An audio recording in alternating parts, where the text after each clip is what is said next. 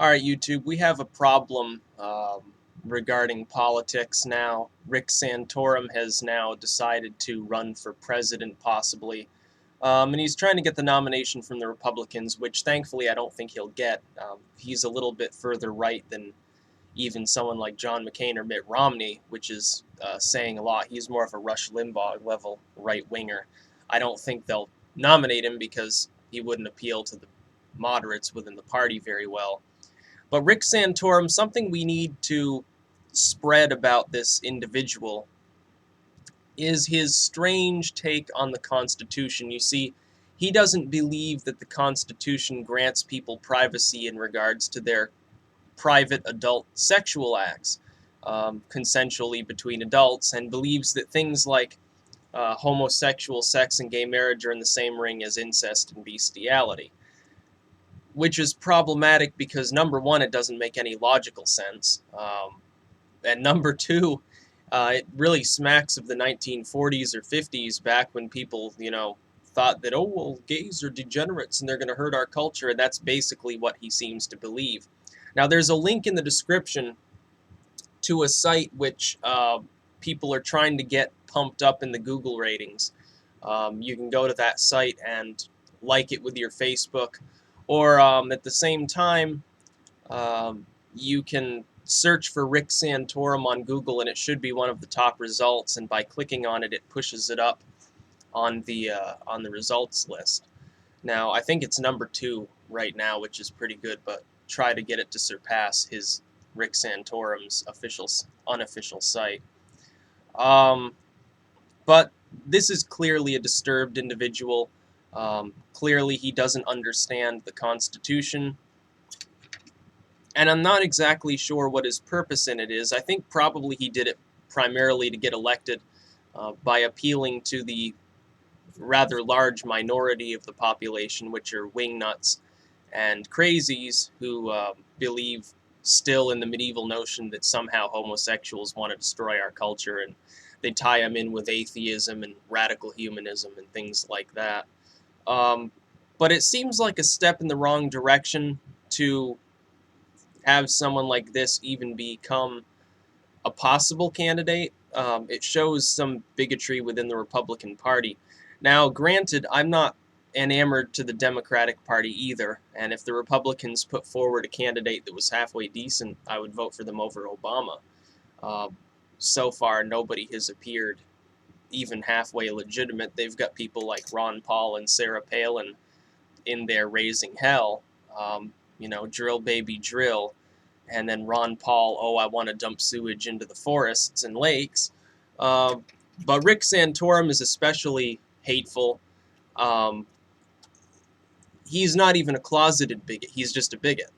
And then the Republican right wing comes out defending him, saying, oh, well, he's not a bigot, he's just stating his opinion. Well, his opinions are bigoted.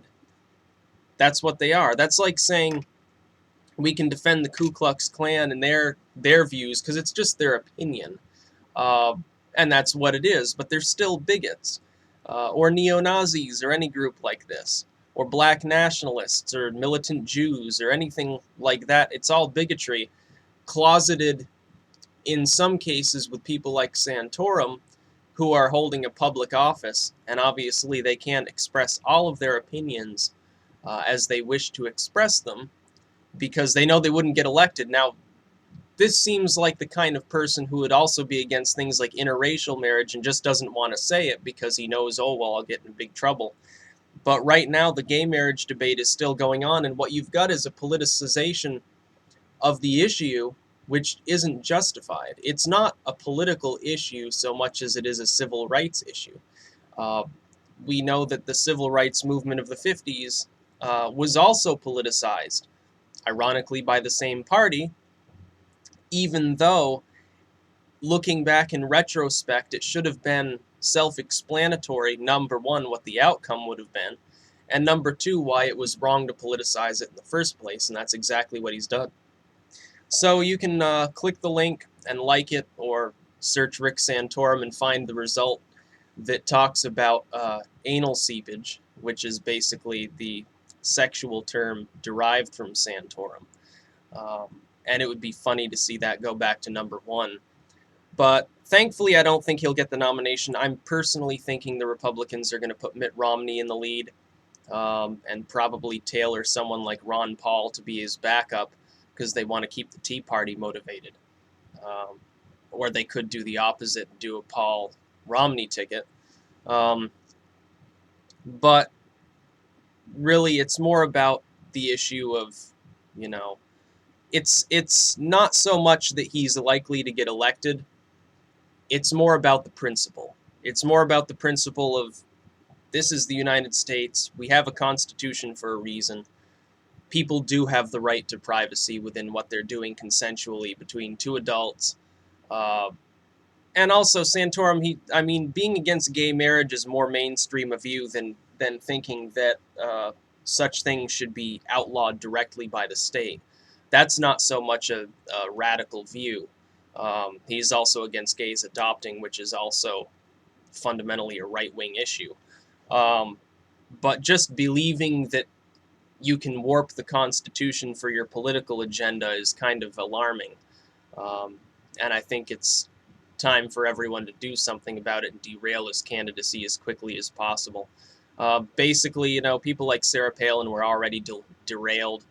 And one part of me almost hopes that somebody like Palin or Santorum would get the nomination because they would lose.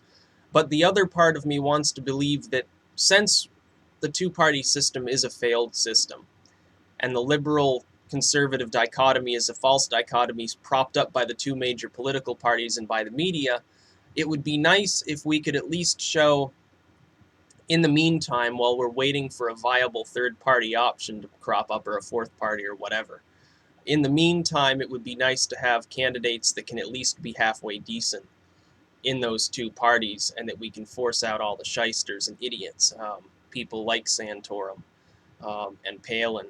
So just do that if you can. There's plenty of new material on YouTube about the issue that you can watch. Rick Santorum rambling about why he thinks it's a disservice to the state to allow gays to adopt, etc. It's actually pretty funny. I watched a couple of the videos and I was laughing at how just blatantly bigoted and arrogant and ignorant he was. And then looking at the comments, and there's a handful of right-wingers on there saying, oh, well, he's right, and those damn gays, and, you can almost imagine them going back to the 1950s. They would have been the sort of people who would say, these damn black people always standing up for equal rights. Isn't it enough that we freed them from slavery? Segregation makes sense. That's basically what this is. It's basically, they don't want to give it the same term because of the connotations, but this is essentially segregating gays. It's creating a second-class population within the main population with less rights based on some moral outlook derived from religion, and from politicization resulting from that. So it's not really an issue of, oh, well, this dude's opinion, he has the right to his opinion. His opinion is stupid. It just doesn't make any sense, and he doesn't have any legitimate reasons to back up his opinion other than, well, that's just what I think. Well, where are you getting that morality from? Where did you derive it from? You obviously didn't come up with it yourself because it's such a political hot topic. Did you get it from your fundamentalist church? Did you get it from your political party? Wherever he got it from, his opinions are insane. So, while he probably won't get the nomination anyway, it would be funny if we can fuck with him as much as possible, because that's just hilarious. So, peace out.